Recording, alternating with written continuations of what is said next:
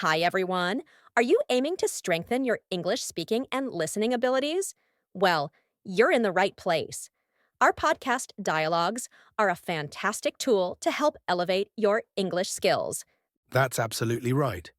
Welcome once again to the number one English podcast, where we focus on helping you progress on your English learning path. I'm Jake. And I'm Emma. Whether you're just beginning to explore the English language or you're already on your way to fluency, we're here to guide you every step of the way. In today's episode, we're going to dive into a truly powerful shift in mindset that can change the way you learn English. And that is learning to think in English. It's a real game changer, and we're going to walk you through the process in detail.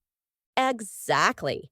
Our mission today is to help you stop relying on mental translation and start forming thoughts directly in English.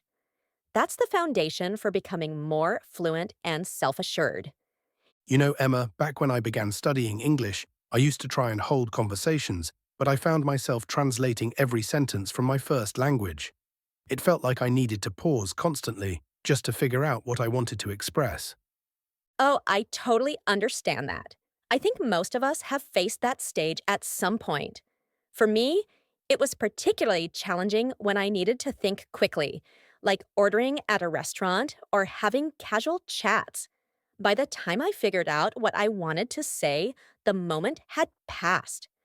Right, it's like trying to jump on a train that's already pulling out of the station. But it's all part of learning, and that's why learning to think directly in English is such a transformative skill. It eliminates those pauses and gives you greater control over your speech. Exactly. So, in today's episode, we'll be sharing some straightforward and effective strategies that you can use to develop the habit of thinking in English. Before we get into our first technique, we want to let you know that we've put together a free downloadable PDF filled with essential vocabulary and helpful ideas to support your journey toward thinking in English. You can find the link in the description below. And make sure you stay with us until the very end of this episode, because we'll be joined by our vocabulary specialist, Anna, who will go over some of the most useful words and expressions we've discussed today. Fantastic. Now let's get started with our very first tip for developing the habit of thinking in English: labeling everyday items in your home or workspace. Oh, yes, this brings back memories. When I was learning, I had sticky notes all over my apartment. It looked like I was working on a giant art installation. Same here. I remember placing a sticky note on my bathroom mirror that simply said mirror. Every morning when I was getting ready, I'd see it and the word would just naturally sink in. It's really effective, isn't it? Over time, I found myself automatically recalling the English words for items like door, refrigerator, and notebook, just by interacting with them in daily life. The beauty of this method is that it subtly transforms your environment into a learning-friendly zone. It's a form of passive learning. You absorb new words without actively studying them. Right. And instead of linking the English word to the translation in your native language, you start associating the word directly with the object, which helps break the translation habit. Exactly. So the takeaway here is this: labeling objects around you is a simple yet effective way to train your brain to think in English naturally throughout your day. Emma, well said. It's all about building those language connections. Eventually, you'll notice that the English terms just come to mind automatically. Absolutely. That's a major step toward fluency. So we encourage all of our listeners to give this method a try and share how it goes for you. Speaking of making English a natural part of your daily life, it reminds me of another approach that was super helpful for me: thinking in short, simple sentences. Yes. When I began trying to think in English, I realized I didn't need to form perfect, grammatically complex sentences. Simple phrases did the trick. That's such an important realization. I used to make things more difficult by overcomplicating my thoughts with advanced sentence structures, which made me even more hesitant. I had the same experience. Then I started forming simple thoughts like, I'm thirsty, the sun is shining, or I need to go shopping. Suddenly, thinking in English didn't feel so overwhelming. Exactly. And once you're comfortable with basic sentences, you'll naturally start developing more advanced ones over time without much effort. That's right. It's like stacking building blocks. I remember waiting at the bus stop and thinking things like, bus is late, or I see a green car. It felt so basic at first, but it really kept my mind working in English. Oh, I did that too. I'd even narrate really routine actions like I'm washing dishes or I'm reading a book. These small habits made a huge impact over time. And the best part? You can do it anywhere. No special tools required, just your thoughts and a willingness to practice consistently. Yes, it's a small habit that creates big results. So, to everyone listening, start incorporating simple English sentences into your internal thoughts.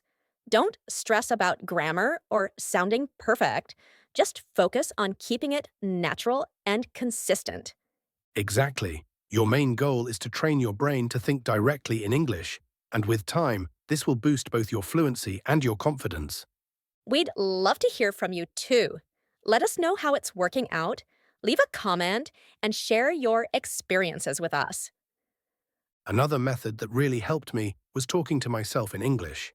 It sounds funny, but self-talk is incredibly useful.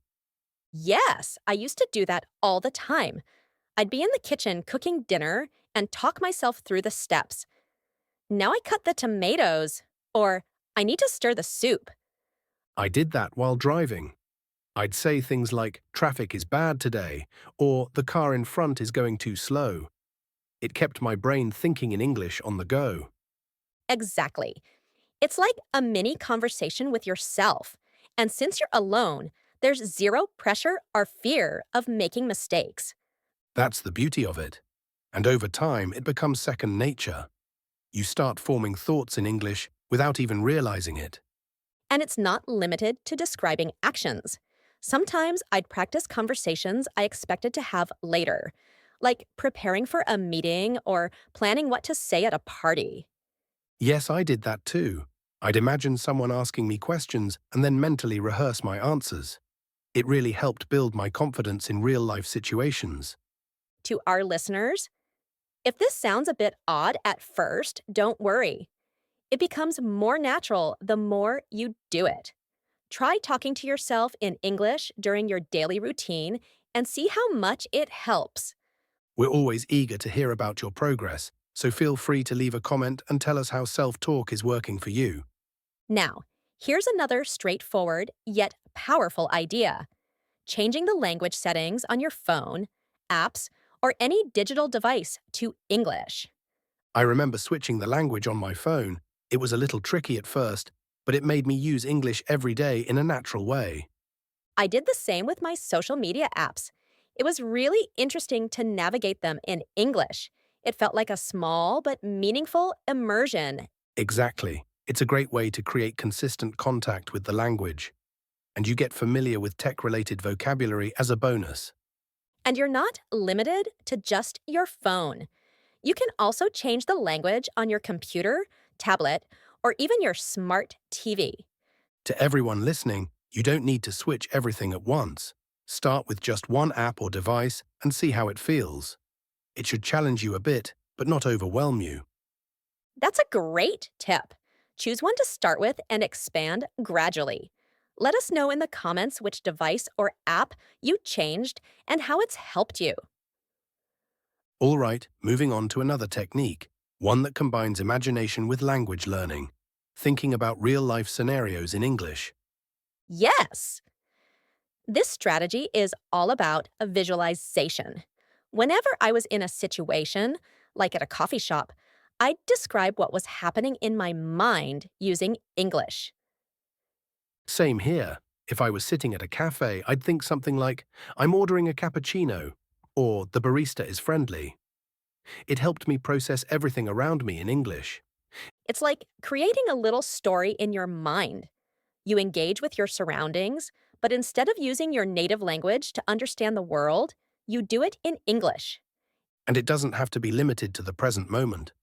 You can imagine what you'll do later or even revisit past events, all in English. That's true. I used to replay conversations I had during the day. and think about how I could have said certain things in English. It's a kind of mental practice that really helps. So, to everyone listening, the next time you're out running errands or sitting on a park bench, try silently describing the situation in English. It's subtle but incredibly effective. And don't forget to tell us how it works for you. We're always interested in hearing about how our listeners apply these strategies. Now, here's another helpful habit: tracking your day to day activities in English. Keeping a journal or even a small diary in English can make a big difference. I started writing about my daily experiences, plans, and reflections in English, and it helped me not only with writing, but also with thinking in the language. Yes, I had a planner where I wrote all my appointments, to do lists, and even random thoughts, all in English. It really helped me make English part of my routine. And one of the best parts? You can look back weeks or months later and see how far you've come. That's super motivating. So, for all of you listening, try writing in English. You can use a notebook or a simple note taking app on your phone. It doesn't have to be fancy. What matters is consistency. And don't worry about spelling or grammar. This isn't about perfection, it's about creating a space where English becomes your everyday thinking tool. Give it a shot and share your experience with us. We'd love to know how journaling in English is helping you. All right, we've got one final tip for today, and it involves technology and communication. Start texting and writing online in English. Yes, this can be anything from sending a message to a friend, leaving comments on social media, or even writing reminders for yourself. But do it in English. I started texting a friend who was also learning English, and we'd chat entirely in English. It was less stressful than speaking, and still great practice. That's a brilliant idea. I joined a few online communities where all communication was in English. It was fun, casual, and a great way to practice writing. And the great thing about texting is that it gives you time. You can pause, think, check a dictionary if needed, and gradually, you'll start responding more quickly and naturally. Exactly. The more you write in English, the faster and more fluent you become. So give it a try. Even just a few messages a day can make a difference. Let us know how it goes for you. Leave a comment and tell us how texting in English has helped you improve your thinking and fluency. Wow, we've explored so many techniques today. Let's quickly summarize the key strategies we talked about for learning how to think in English. Number 1, label objects around your home to build instant vocabulary connections. Number 2, think in short, simple sentences throughout the day. Number 3, talk to yourself. Narrate your actions or practice future conversations. Number 4, change your phone or app settings to English for daily immersion. Number 5, visualize your surroundings and describe situations in English. Number 6, keep a journal or planner and write your thoughts in English. Number 7, use English when texting or posting online. And remember, you don't need to do all of these at once. Choose one or two that feel right for you and slowly build from there. The goal is consistency, making English a natural part of your everyday life. Before we finish, let's welcome our vocabulary specialist, Anna, who will walk us through some of the useful words and expressions we covered today. Anna, over to you. Thanks, Emma and Jake. Let's take a moment to highlight some key vocabulary terms from your conversation. Enhance. To improve the quality or effectiveness of something. Example. Our podcast can enhance your English skills. Game changer. Something that dramatically changes the way something is done. Example. Thinking in English is a game changer for learners. Processing thoughts. Understanding and organizing ideas in your mind. Example. Start processing thoughts directly in English. Reflecting. Thinking deeply about something. Example. Jake was reflecting on his learning experience. translating in your head. Mentally converting from one language to another. Example. Stop translating in your head for better fluency. Catch up to a train that's already left. An idiom meaning you're trying to join a conversation or situation that has already moved on. Example. The conversation moved too fast, and I felt like I was catching up to a train that had already left. Overcomplicate. Make something more complex than it needs to be. Example. Don't overcomplicate your thoughts. Keep them simple. Straightforward. Clear and easy to understand. Example. Use straightforward thoughts to practice English. Mundane tasks. Ordinary daily activities. Example. Narrating mundane tasks help reinforce English thinking. Reinforce. To strengthen or support something. Example. Writing in English reinforces your learning. Second nature. Something that feels automatic because it's practiced so often. Example.